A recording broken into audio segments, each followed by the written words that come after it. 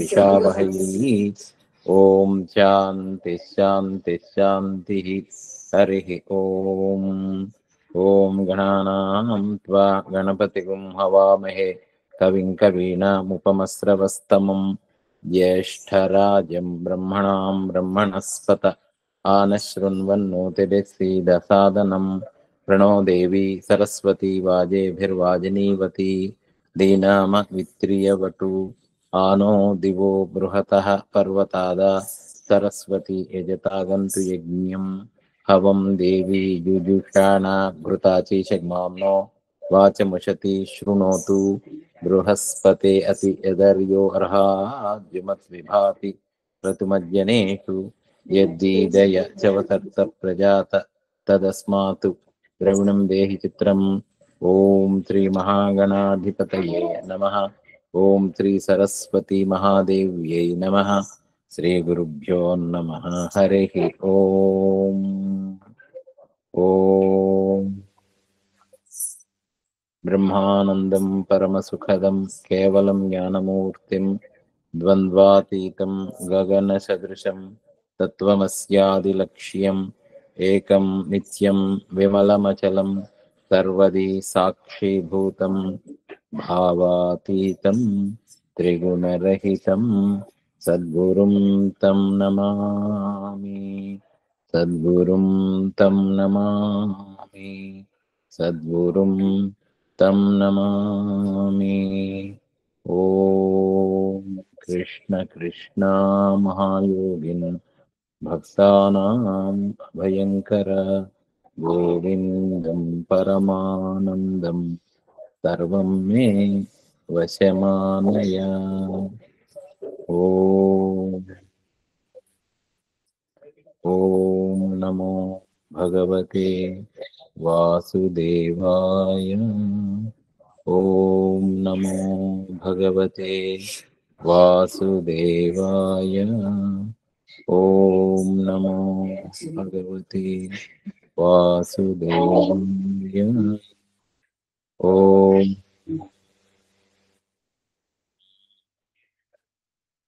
జయ గురు. అందరికీ నమస్కారం. Welcome all for today's satsang. Okay, మనము భగవద్గీత 6వ అధ్యాయము ఆత్మ సంయమ యోగము చూస్తూ ఉన్నాము. ఇందులో మనకి క్రితం క్లాస్లో 8వ శ్లోకం చూసాము. ఇవాళ 9, 10 చూసే ప్రయత్నం చేద్దాము. ఓం శ్రీకృష్ణ పరబ్రహ్మణే నమః. ఓం శ్రీ పరమాత్మనే నమః. అథ షష్ఠోऽధ్యాయః ఆత్మ సంయమ యోగః. శ్రీ భగవానువాచ. ఓకే, 9వ శ్లోకము 6వ అధ్యాయము. సృహున్మిత్రారుదాసీన మధ్యస్థ ద్వేష్య బంధుషు సాధుష్వపి చ పాపేషు సమబుద్ధిర్విశిష్యతే. పరమాత్మ శ్రీకృష్ణ భగవానుడు అర్జునులకు ఉపదేశిస్తున్నారు. వీఆర్ సీయింగ్ యాక్చువల్గా మనము ఈ సేజ్ ఆఫ్ సెల్ఫ్ రియలైజేషన్ అంటే జ్ఞాని, ఆత్మజ్ఞాని లేదా యోగారూఢుడు, యోగనిష్ఠుడు ఏ విధంగా ప్రాపంచిక దృష్టి ఎలా ఉంటుంది అంటే అతనికి ప్రపంచము, సంసారము, ఆ దృష్టి ఈ జ్ఞానికి ఏ రకంగా ఉంటుంది అనేటువంటి విషయాన్ని చూస్తున్నాం. అంతకు ముందు కూడా మనం చూసాం. లేదా సాధనకు జ్ఞాని లేదా సాధకుడు ఏం చేయాలి, సాధనలో ఉండేటువంటి వాడు. ఆరు వృక్షోర్మునేర్ యోగం కర్మ కారణముచ్యతే అన్నారు కదా. అంటే ఆరు వృక్షుడు అంటే యోగమునందు స్థిరపడదలుచుకున్నటువంటి వాడు సాధకుడు. ఆయన ఏం చేయాలి? కర్మ కారణముచ్యతే, కర్మయోగాన్ని అనుష్ఠించాలి. యోగారూఢస్య తస్యైవ, యోగారూఢుడు అంటే already one who has already established in యోగం, ఆ జ్ఞానము లేదా ఆ సెల్ఫ్ రియలైజ్డ్ ఈ ఆత్మజ్ఞాని, ఆయన దృష్టి ఎలా ఉంటుంది? వాడు చేయవలసినటువంటి పని అంటూ లేదు అని అనుకున్నాం. శమః కారణముచ్యతే. So non action is set to be his state. Non action, action అనేటువంటిది ఉండదు. అంటే కర్మ అనేటువంటిది ఉండదు ఆయనకి. కర్మ యందు చిక్కుకొనడు, కర్మ నుంచి విడివడి ఉంటాడు. సో అటువంటి స్థితిలో సాధకుడు జ్ఞాని దీని గురించి మాట్లాడుతున్నారు పరమాత్మ. సో దాంట్లో అంతకుముందు మనం చేసాము. ఆ జ్ఞాని దృష్టి ఎలా ఉంటుంది అంటే, జ్ఞాన విజ్ఞాన తృప్తాత్మ కూటస్థ విజితేంద్రియ సమలోష్టాశ్మకాంచన. These are the 4 qualities of the realised person. Then further గా ఇంకా చెప్తున్నారు, ఈ జ్ఞాని లేదా యోగి ఏ రకముగా ఉంటాడు, ఆ యోగి లక్షణాలు చెప్తున్నారు. ఎందుకు అని అంటే, మన లక్ష్యం ఏమిటి అని అంటే, we should all become the yogis. యోగులం కావాలి మనం. సాధకుడుగా ఉండు, యోగమునను అభ్యసిస్తూ ఆ యోగి ఆ యోగంలో స్థిరపడిపోవాలి. ఆ యోగులుగా మనం అందరం కూడా తీర్చిదిద్దుకోవాలి. ఇప్పుడు ఈ పరమాత్మ మనకి కృష్ణ భగవానుడు చెప్తున్నటువంటి ఈ శ్లోకంలో ఆ హ్యూమన్ సైకాలజీ అనేటువంటిది చాలా చక్కగా చెప్తున్నారు. హ్యూమన్ అంటే మన దృష్టి ఎలా ఉండాలి, మన మన వ్యక్తుల పట్ల, సమాజం పట్ల, ఇన్సిడెంట్స్ పట్ల, different kinds of the people we come across in the world. Different వాళ్ళందరినీ కూడా ఇక్కడ ఈ శ్లోకంలో ఒక 7 to 8 కేటగిరీస్ కింద విడగొట్టారు. మనం సమాజంలో ఉండేటువంటి మనుషులు అనేకముగా కనిపిస్తూ ఉంటారు మనకి. Varieties of the people with different mentalities. ఈ మెంటాలిటీస్ అనేటువంటిది యాక్చువల్గా వ్యక్తుల యందు ఉన్నాయా, లేకపోతే వ్యక్తుల పట్ల మన లోపల ఉన్నాయా? What is hour perception of the people, that we have to look at it. So దీనికి ఎంత చక్కగా చెప్తున్నారంటే, ఏం చెప్తున్నారు ఈ శ్లోకంలో? సృహున్ మిత్రార్యుదాసీన మధ్యస్థ ద్వేష్య బంధుషు సాధుష్వపి చ పాపేషు సమబుద్ధిర్ విశిష్యతే. Again Krishna is advocating here the సమబుద్ధి, సమమైనటువంటి బుద్ధి, ఈక్వానిమిటీ, స్టాయిక్నెస్. అది మనము కి సాధకుడు లేదా యోగి లేదా జ్ఞానికి ఎప్పుడు కూడా భేద దృష్టి ఉండదు, డిఫరెన్స్ ఆఫ్ ఒపీనియన్. అంటే వీళ్ళు మంచివాళ్ళు, వీళ్ళు చెడ్డవాళ్ళు, వీళ్ళు నా వాళ్ళు, వీళ్ళు పనికిరానటువంటి వాళ్ళు అని లేబులింగ్ అనేటువంటిది ఉండదు. మనం జనరల్గా మనుషుల్ని అంచనా వేస్తూ ఉంటాం. అంటే మనిషి రాగానే కట్టు బొట్టు చుట్టు అంటారు. అంటే ఆయన కట్టు అంటే పంచికట్టు ఉంటే వీడు మళ్ళీ బాగా బాగా బొట్లు అవి పెట్టుకుని, మెడలో పెద్ద పెద్ద రుద్రాక్షలు వేసి, లేకపోతే జులపాల జుట్టుండి, ఇలాగా మనిషి తాలూకా కట్టు వేషధారాన్ని బట్టి ఒక కేటగిరైజ్ చేస్తాం మనిషిని. వీడు మంచి సాధకుడు, లేకపోతే ఈయన మంచి జ్ఞాని, లేకపోతే ఈయన గొప్ప పండితుడు, ఈయనకి అన్ని విషయాలు తెలుసు. ఇలాగా మనము వేషభాషల్ని బట్టి మనము ఆల్రెడీ డిస్క్రిమినేట్ చేస్తుంటాం.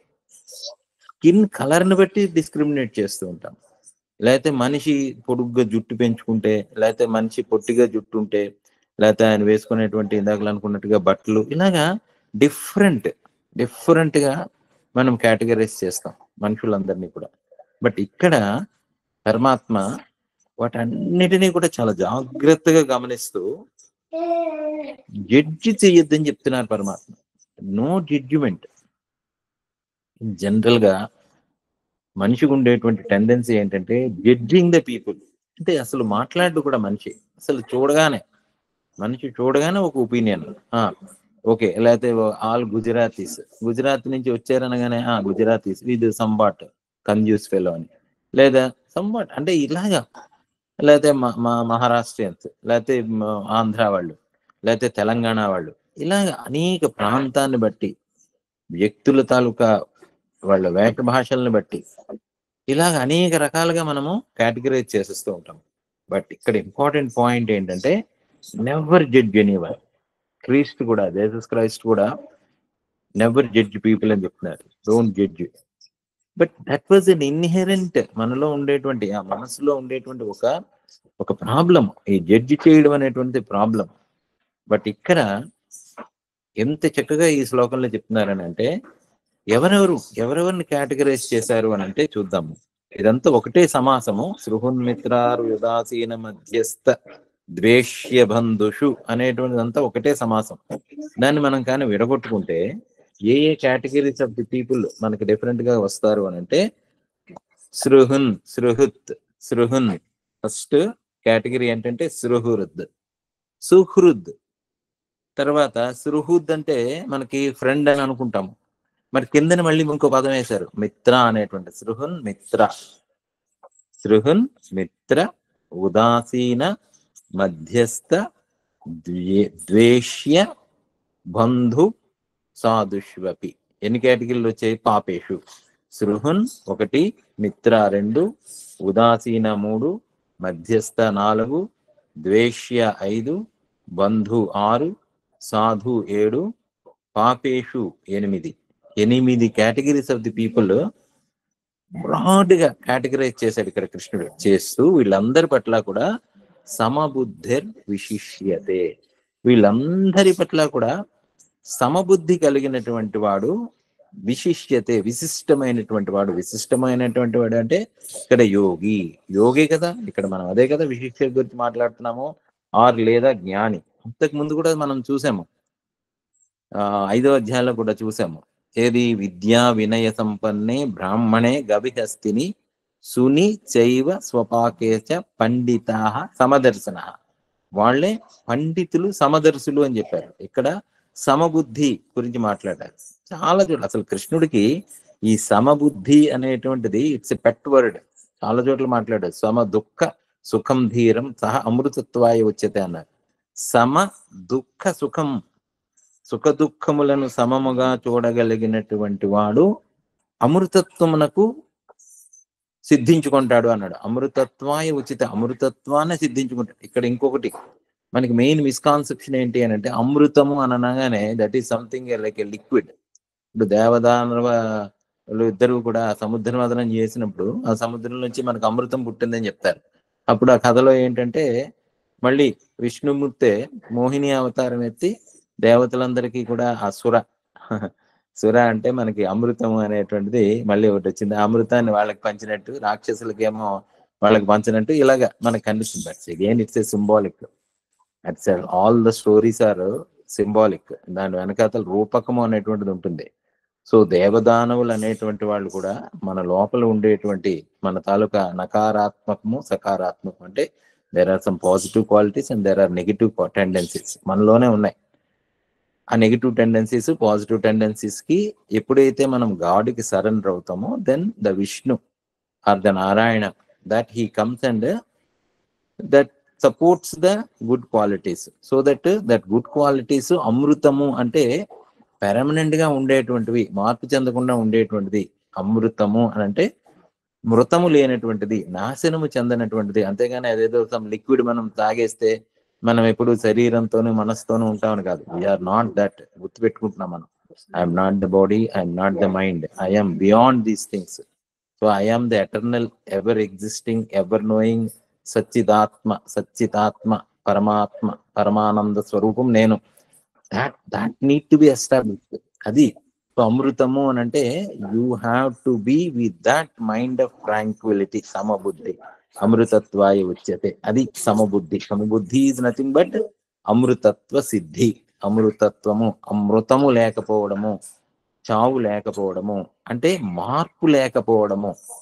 సమబుద్ధి అని అంటే there is no change in that state of understanding, state of knowledge, being. అది సమబుద్ధి. అది దట్ ఈస్ వెరీ ఇంపార్టెంట్.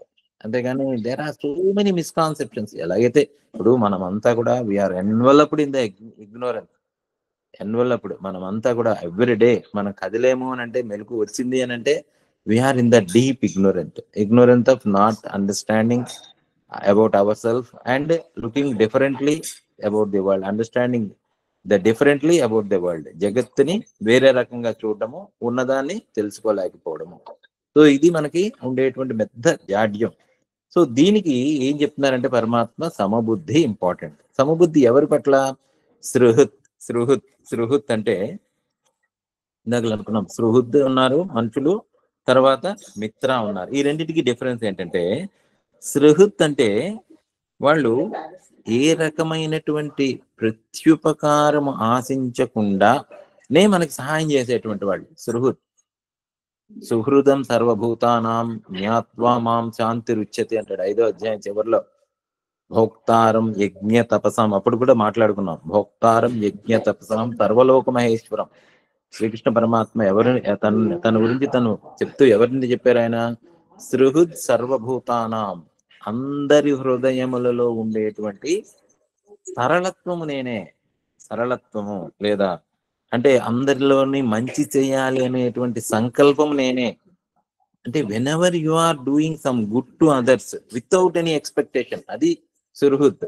అది ఏ రకమైన, ఇప్పుడు వెళ్తూ ఉంటారు రోడ్డు మీద, ఎవరో పడిపోతూ ఉంటారు వాళ్ళు, లేకపోతే ఏదో యాక్సిడెంట్ అవుతూ ఉంటుంది. కొంతమంది ఏంటంటే వెంటనే వెళ్ళి ఏ రకమైనటువంటి ప్రత్యుపకారం ఆశించి, వాళ్ళు ఎవరో కూడా తెలియకపోయినా వాళ్ళందరికీ వెళ్ళి హెల్ప్ చేస్తూ ఉంటారు. వాళ్ళని తీసుకెళ్లి ఏదో దానం చేస్తూ ఉంటారు, లేకపోతే పిల్లల చదువుకి స్పాన్సర్ చేస్తూ ఉంటారు, వాళ్ళు ఫీజులు కడుతూ ఉంటారు. ఎక్కడో ఏదో యాక్సిడెంట్ అయిందనగానే వీళ్ళందరూ కూడా చాలా దాన ధర్మాలు చేస్తూ ఉంటారు. They don't know about them, they don't have any expectation. వాళ్ళ దగ్గర ప్రత్యుపకారం అనేటువంటిది ఏమి ఉండదు. బట్ వాళ్ళ లోపల ఉండేటువంటి ఆ హృదయంలో ఉండేటువంటి ఆ కరుణ, ప్రేమ, దయ, జాలి, these are all the qualities which which are there embedded with them. ఆ లోపల ఉన్నాయి, వాళ్ళ హృదయంలో క్వాలిటీస్ ఉన్నాయి. సో అలాంటి వ్యక్తులు సుహృద్ అంటారు. అలాంటి వ్యక్తులను సుహృద్, అలాంటి వ్యక్తుల పట్ల ఓకే, అలాంటి వాళ్ళు బాగానే ఉన్నారు, వాళ్ళు సుహృద్ అంటారు అనమాట. అలాగే మిత్ర. మిత్ర అంటే ఫ్రెండ్. బట్ ఫ్రెండ్ లో కూడా మనం అనుకుంటాం, మనకి జనరల్ గా ఏంటంటే మిత్రత్వము అని అంటే ఫ్రెండ్ అనుకుంటాం. కానీ but if you look at our friends, అంటే మన మనసులో ఉండేటువంటి వాళ్ళకి ఏదో ఒక సమ్ ఎక్స్పెక్టేషన్ ఉంటుంది. వీళ్ళతో మనం స్నేహం చెయ్యాలి, లేకపోతే ఎవరైనా మనకు కొత్తగా స్నేహితులు తారసపడతారు అని అంటే, సృహృత్ అనేటువంటి మనుషుల్లో, అంటే ఎప్పుడైతే ఆ సృహృత్ ప్రత్యుపకారం లేకుండా చేస్తామో, వాళ్ళు మిత్రుల కంటే కూడా కొంచెం ఒక కేటగిరీ కొంచెం అధికంగా ఉండేటువంటి వాళ్ళు, వాళ్ళు కూడా మనకు తారసపడుతూ ఉంటారు. ఫ్యామిలీలో ఉంటారు, బంధువుల్లో ఉంటారు, చుట్టుపక్కల మనుషుల్లో ఉంటారు, సమాజంలో ఉంటారు, వాళ్ళందరూ ఉంటారు. That is one category of the people. మిత్ర అన్నప్పుడు వెరీ సమ్ ఎక్స్పెక్టేషన్ అనమాట. ప్రత్యుపకారం, ప్రత్యుపకారం కొంత ఆశిస్తూ ఉంటుంది. అందుకనే మనం చూస్తూ ఉంటే ఫ్రెండ్స్ మధ్య మాట పట్టింపులు రావడం, లేకపోతే ఏదో వీళ్ళు అనుకున్నట్టుగా జరగకపోయేసరికల్లా ఆ శత్రుత్వం, ఆ ఫ్రెండ్షిప్ కట్ అయిపోతుంది.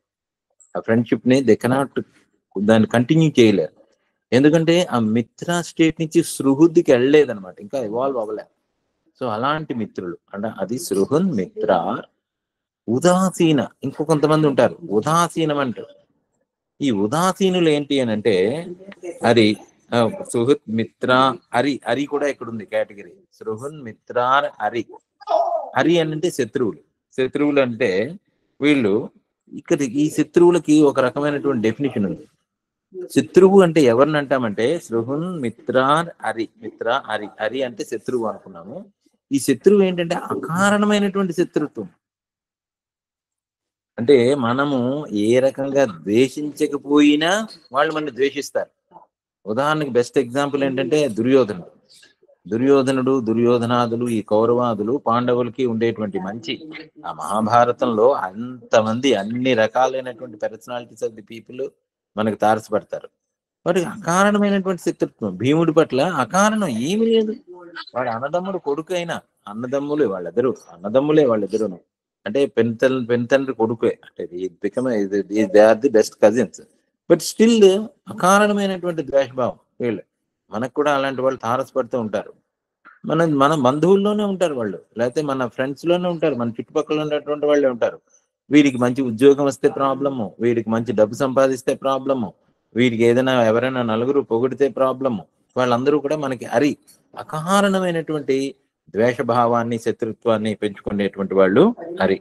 మనం మనం మంచిగా ఉందామన్నా కూడా they don't accept us. So అలాంటి వాళ్ళు హరి అంటారు.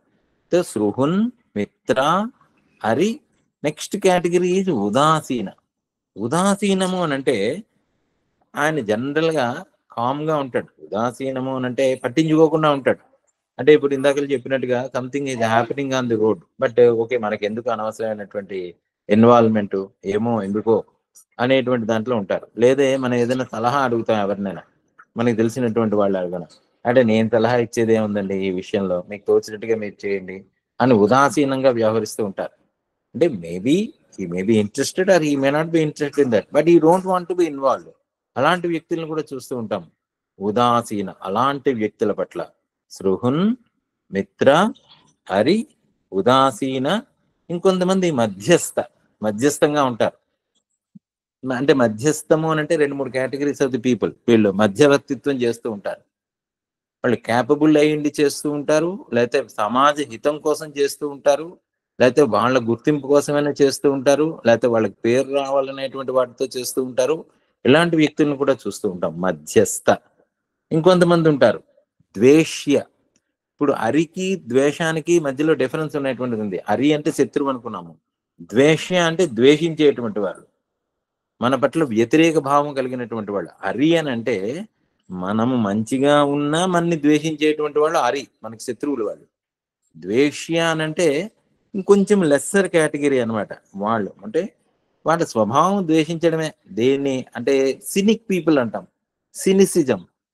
ఏముందండి, సమాజం ఏం బాగుపడిందండి, ఏం భగవద్గీత చదువుకుంటే ఏం వస్తుందండి, 60 ఏళ్ళ వయసులో నాకెల్లా అయ్యే పనా, లేకపోతే ఇదంతా అయ్యే పని ఏంటండి, ఏ గవర్నమెంట్ వచ్చినా ఒకటేనండి, లేకపోతే ఎవరి వల్ల ఏ పని కాదండి. ఇలాగా ఊరికే ఒక సినిసిజం అని అంటే ఒక నెగిటివ్ కేటగిరీ, ఒక యాటిట్యూడ్, నెగిటివ్ యాటిట్యూడ్ ఉండేటువంటి వాళ్ళు. అంటే how many categories of the people we are coming across. So these are all people that we can come across in the world. We encounter them. And if we have that equanimity against all those things, అది దాని గురించి మాట్లాడుతున్నారు. So ద్వేష్య, మధ్యస్థ, ద్వేష్య, బంధువులు. అర్జునుడి problem అదే కదా. బంధువులు ఉన్నారు, శత్రువులు ఉన్నారు, మిత్రులు ఉన్నారు. వీళ్ళందరినీ నేను ఎలా చంపాలనేటువంటిది అర్జునుడికి సమస్య.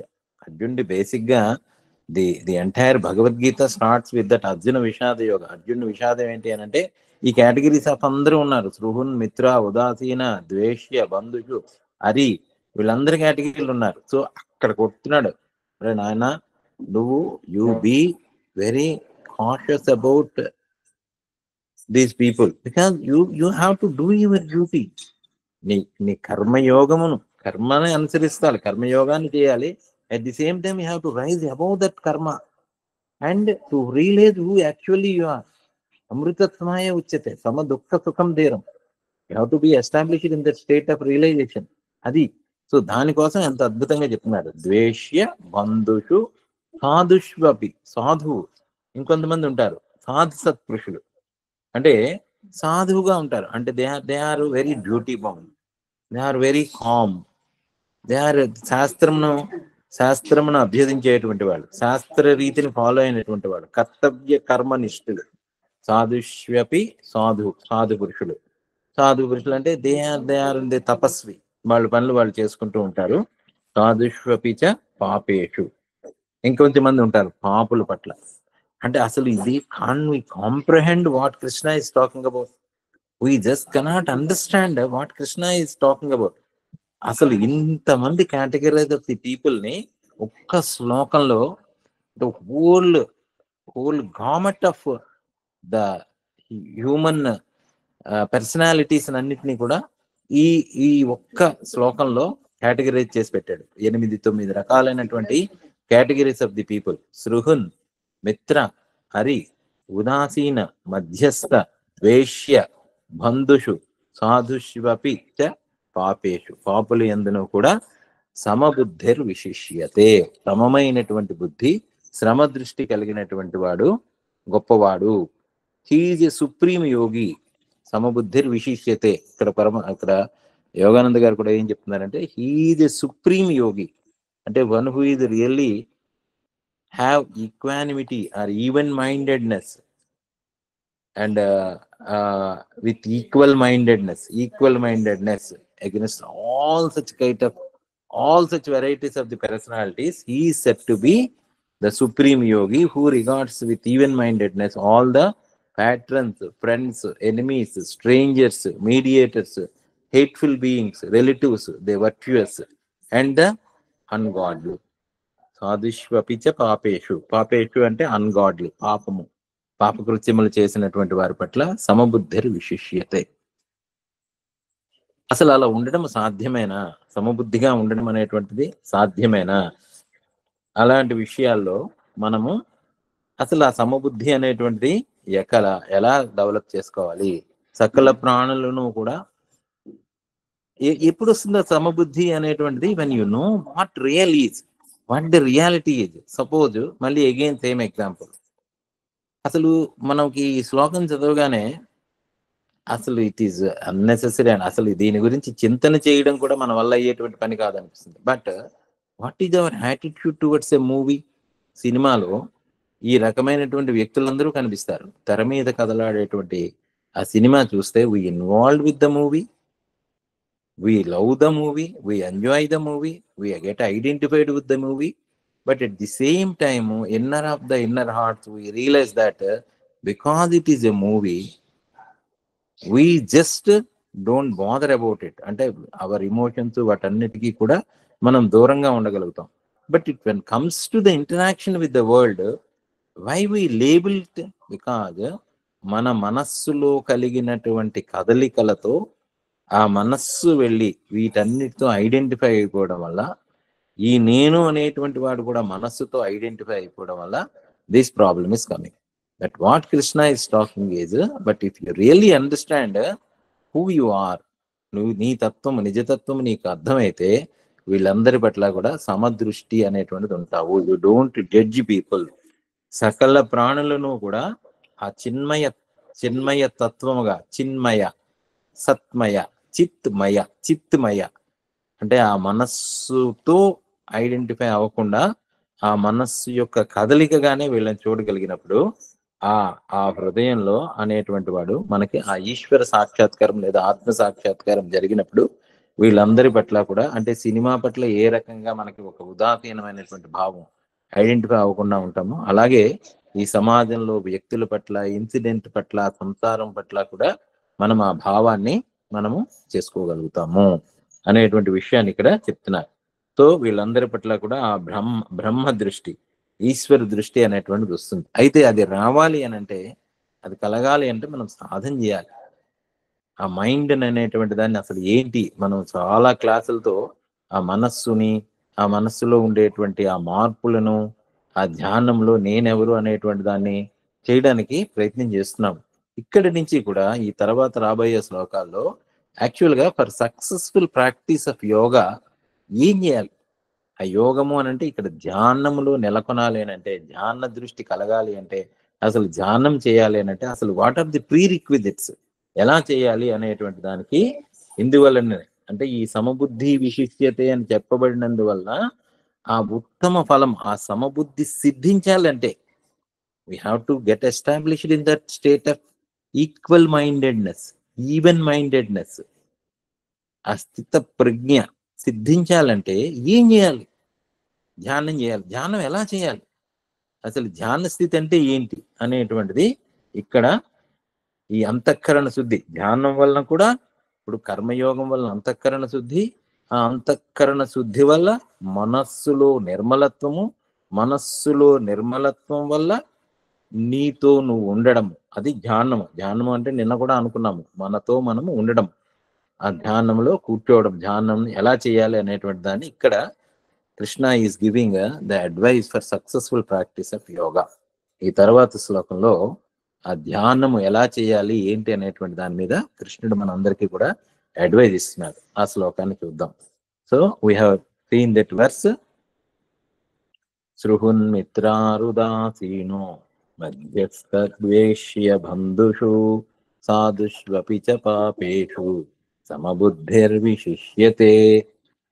Hope we understood what Krishna is talking.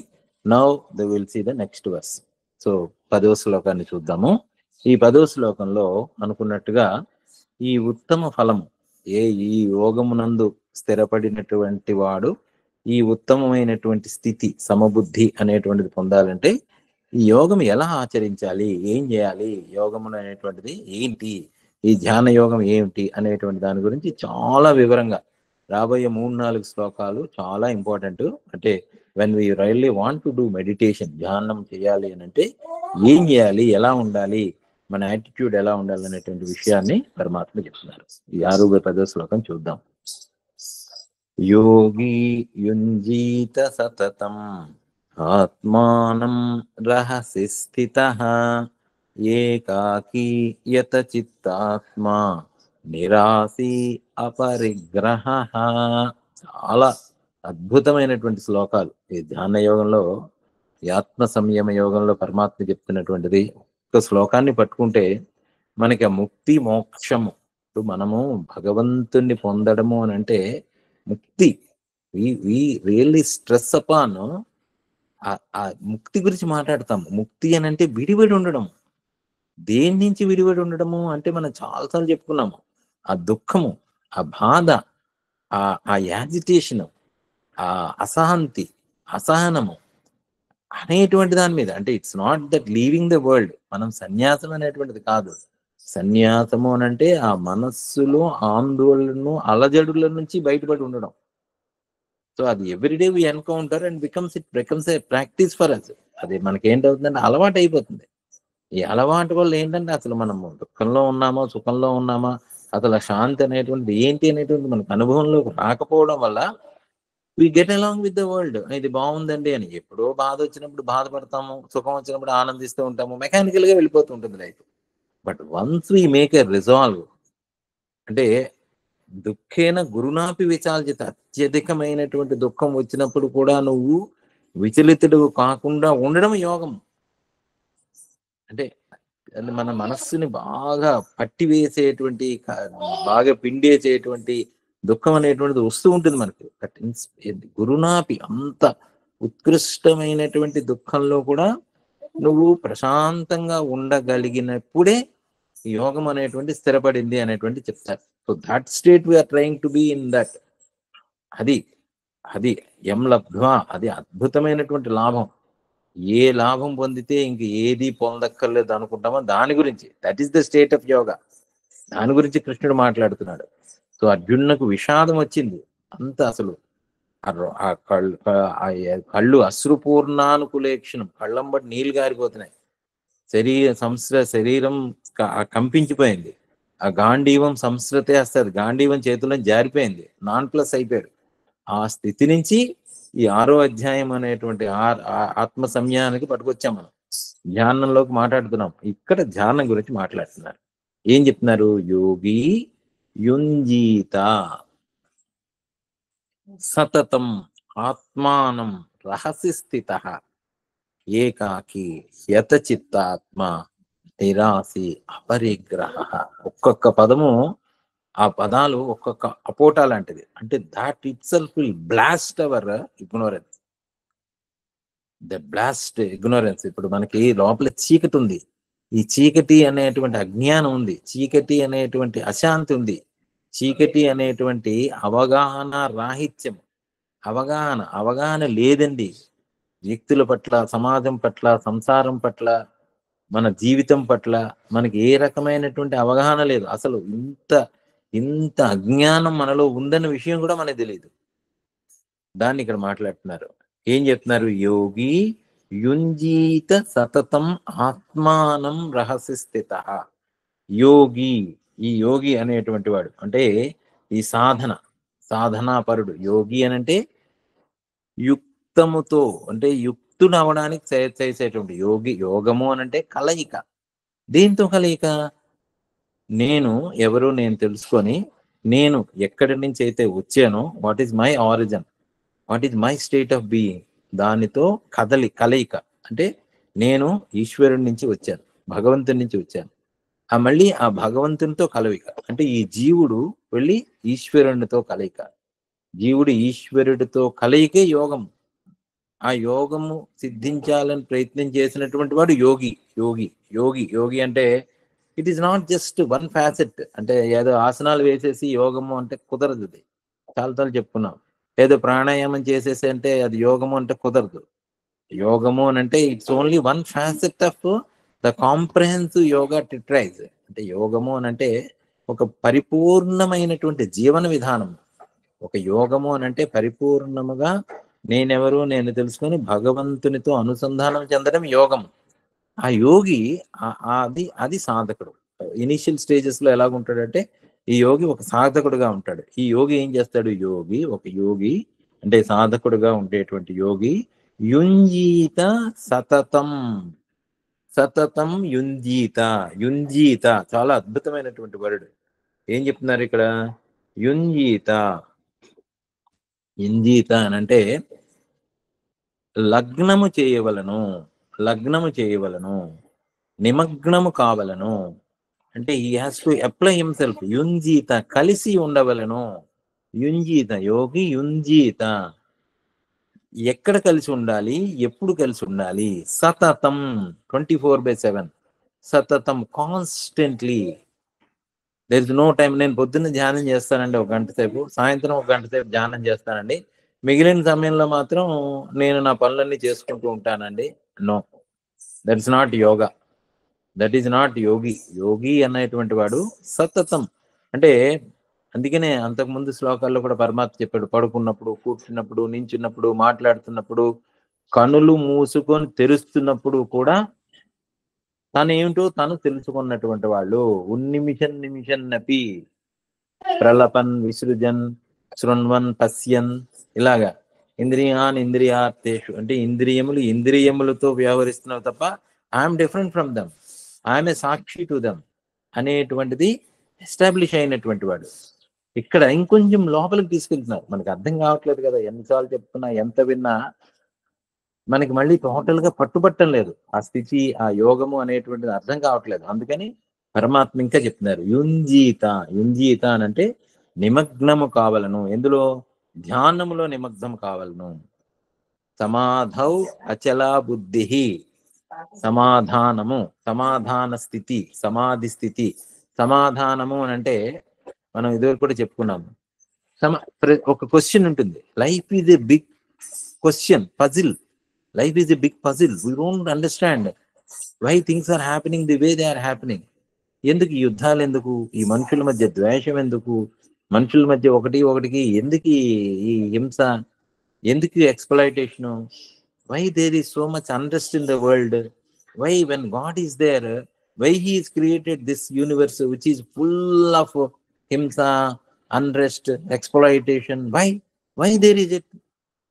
మనకి సమాధానము దొరకనటువంటి ప్రశ్నలు. But have we really looked into those questions? We're just అలా మనము పాస్ టైం, అంటే ఇక్కడికి వస్తాము, ఒక పాస్ టైం లాగా చేసుకుంటాము, ఏదో నచ్చింది తింటూ ఉంటాము, వండుకొని తింటూ ఉంటాము. We don't question hour existence. We don't question what is reality, what is truth. We never question, we don't bother, we don't ask for them. మనం అడగనప్పుడు సమాధానం ఎక్కడ దొరుకుతుంది? యుంజీత అనంటే సమాధానము. సమాధానం కొరకు ప్రయత్నం చేయాలి. సమాధానము, సమాధి, అవధానము, సమాధితో కూడి ఉండడం.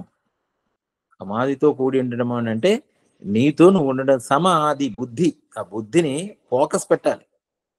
మనము ఊరికే మన దగ్గర మంచి కత్తులు ఉన్నాయి, మంచి పెర్ఫెక్ట్ అయినటువంటి నైఫ్స్ కొన్నాం, కానీ దాన్ని మనము సాన పట్టకపోతే ముద్దు మారిపోతున్నది. అలాగే మన ఇంటెలెక్ట్ కూడా we don't use it.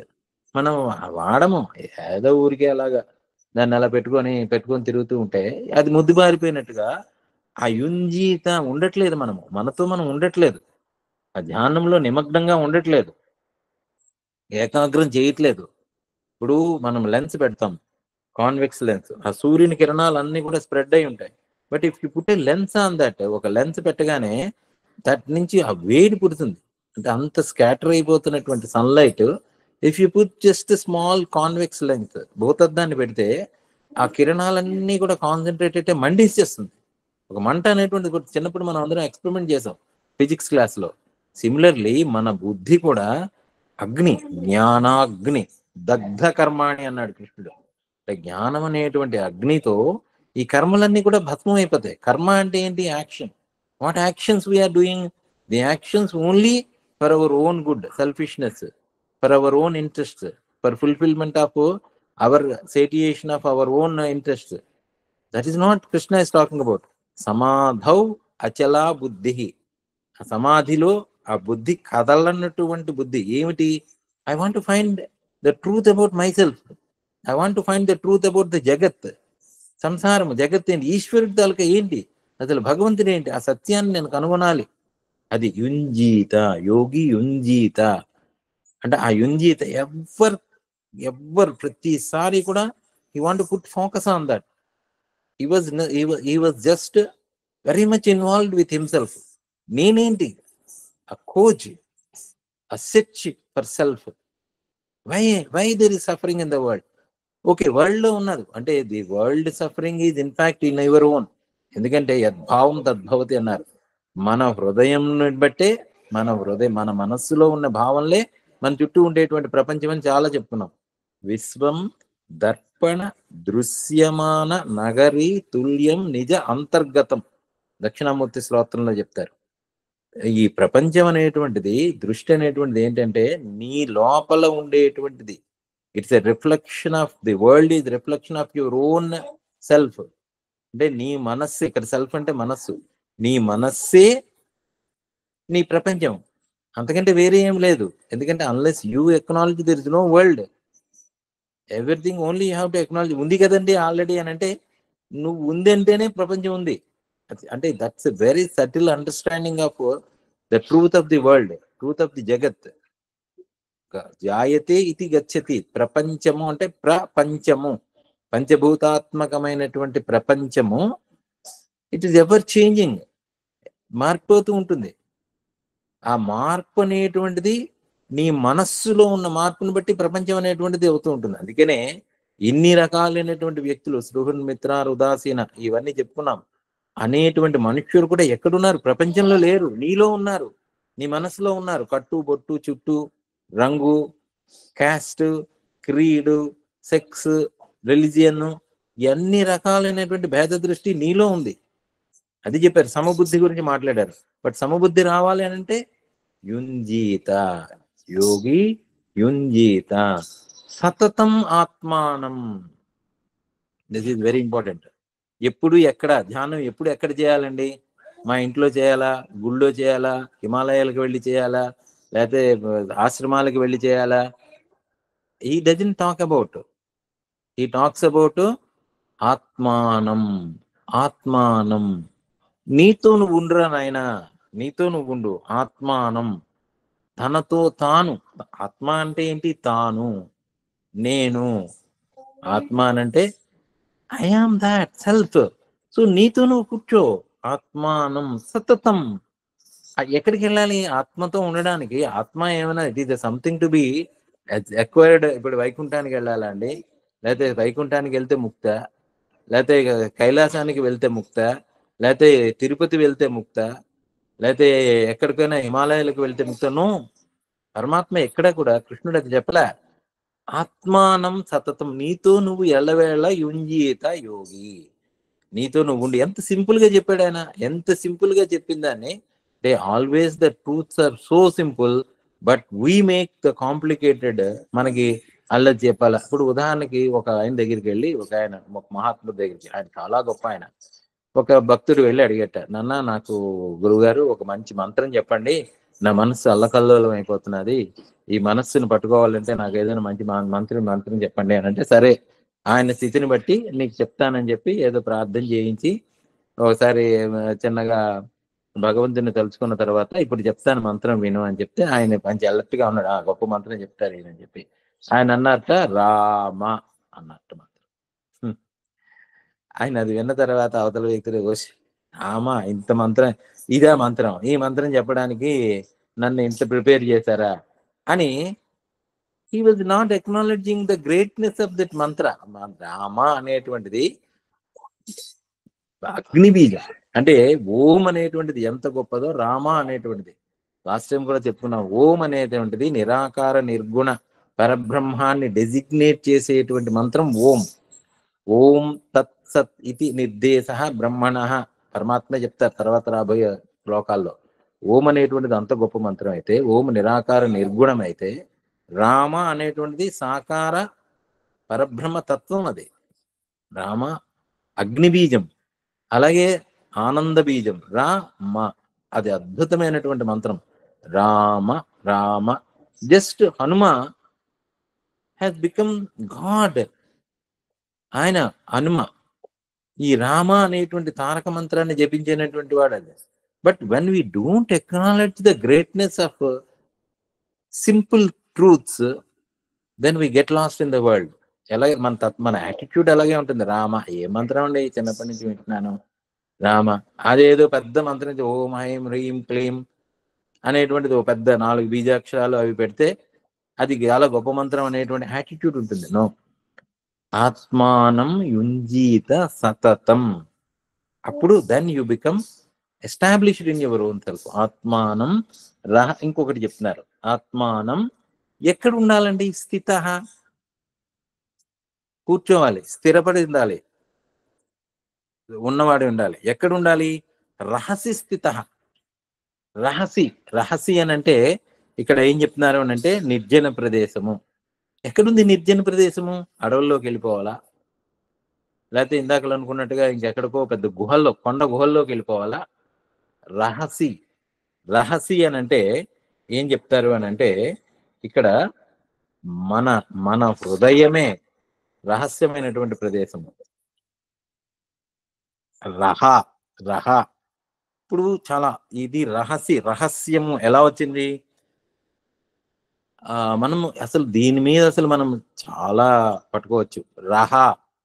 Rahane తిరిగేస్తే ఏమైంది? రహసి స్థిత. రహసి అంటే ఉండడము. ఎక్కడ ఉండడము? హరతి, హరి. ఇప్పుడు రహ తిరిగేస్తే ఏమైంది? హర అంటే హరించేటువంటి వాడు. హరి అని అంటే విష్ణువు. హర అంటే హరించేటువంటి వాడు ఎవడు? శివుడు. రహసి, హరి. అదే హ్రీమైంది. హ్రీమైంది. హ్రీం అంటే అమ్మవారి బీజాక్షరంగా చెప్తారు. అంటే రహ అంటే ఉండడమే. రహసి అని అంటే రహస్యముగా ఉండడము. ఎక్కడ రహస్యము? మనకి ఎక్కడ మనదే ఎక్కడైంది అంటే ఉండడం ఎవరితో ఉండాలి? శివుడితో ఉండడం. హరి విష్ణువుతో ఉండడము అంటే మనం సోకాళ్ళు అనుకున్నటువంటిది. లేకపోతే హ్రీం అనేటువంటిది కూడా అమ్మవారితో ఉండడం. ఎక్కడున్నారు వీళ్ళు? ఈ హరుడు, హరి, హ్రీం, రహసి ఎక్కడున్నది? రహస్యత ఎక్కడుంది? నీ హృదయంలోనే ఉందిరా బాబు. రహసి ఆత్మానం. రహస్యమైనటువంటి ప్రదేశం అంటే మనం ఏం చేసుకుంటామంటే ఎక్కడికో పారిపోదాం అని అనుకుంటాం. అడవులకు వెళ్ళిపోదాం, కొండల్లోకి వెళ్ళిపోదాం, హిమాలయాల్లోకి వెళ్ళిపోదాం, ఆశ్రమాలకు వెళ్ళిపోదాం. That is not Krishna is talking about. రహసి ఆత్మానం స్థిత.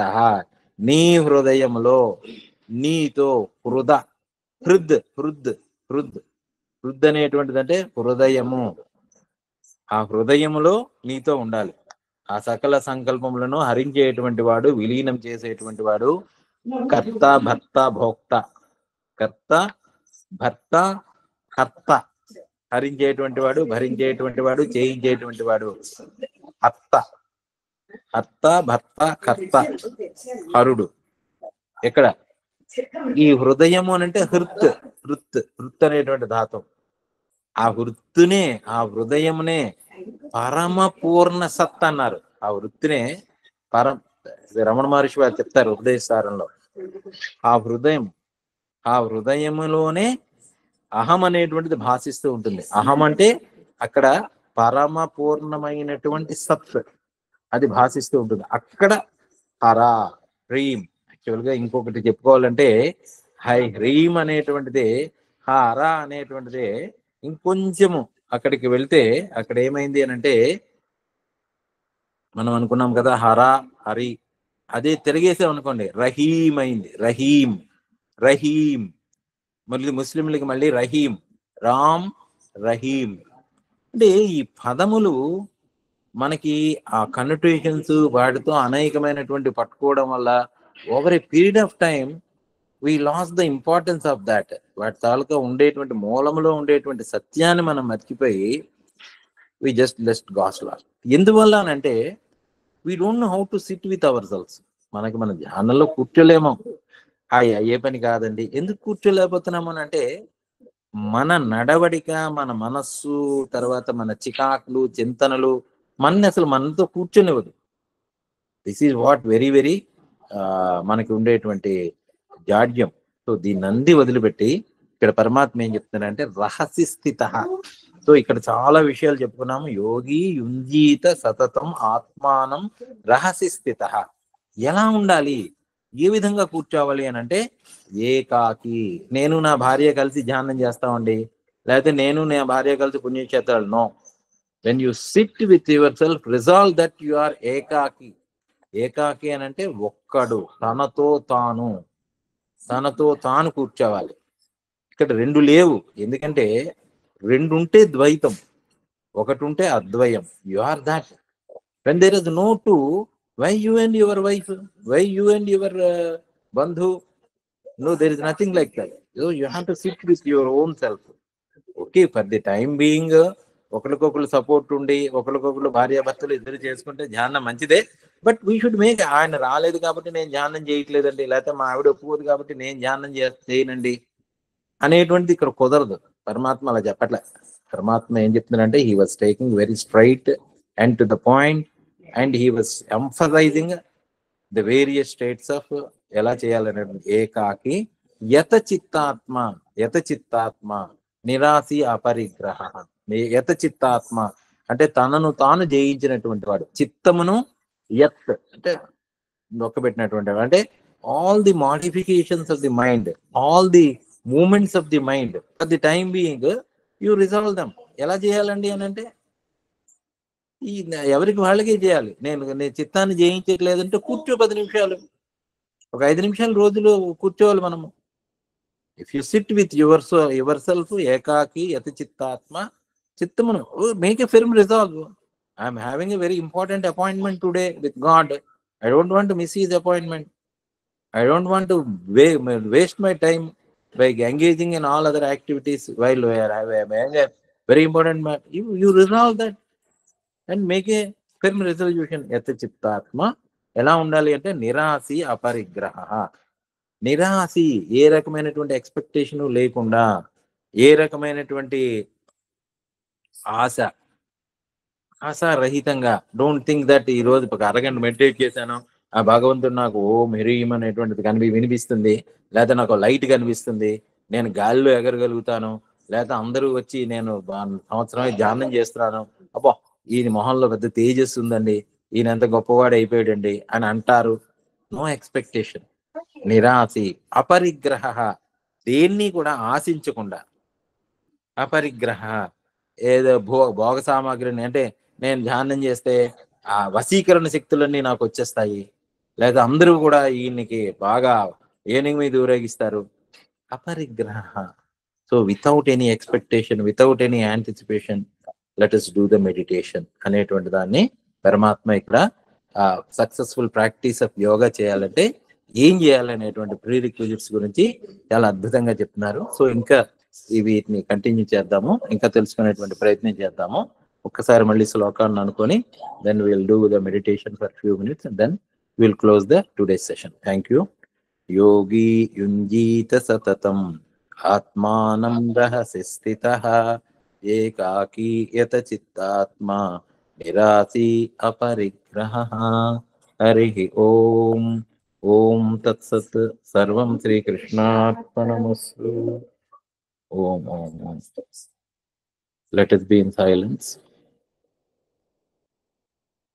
Om.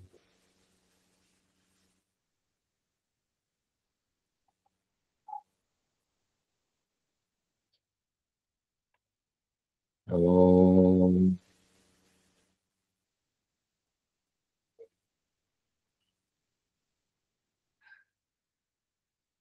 Om. Yogi yunjita satatam atmanam rahasi stitah ekaki yat chittatma nirasi aparigraha.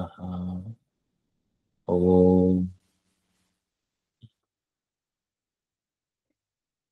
Om.